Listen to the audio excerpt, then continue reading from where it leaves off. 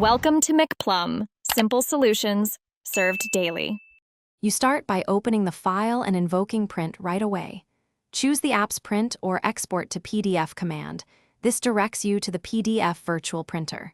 Once done, select the printer labeled Save as PDF or a PDF driver. Make sure to pick the correct page range so you don't export extra pages.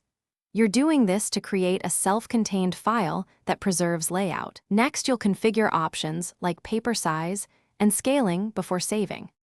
Now you configure the detailed settings that determine output quality.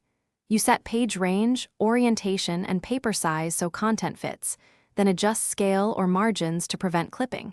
If you need double-sided, choose duplex. For smaller files, pick grayscale. Always check the preview pane to verify headers, footers, and page breaks look right.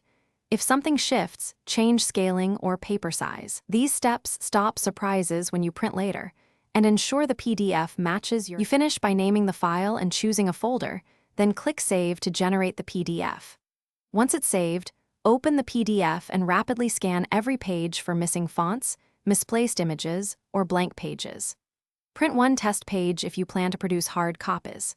If text looks wrong or pages are blank, embed fonts in export settings or use the Print as Image option in the PDF printer driver and recreate the file. This commonly resolves font and rendering errors quickly. Thanks for watching. Stay juicy and subscribe.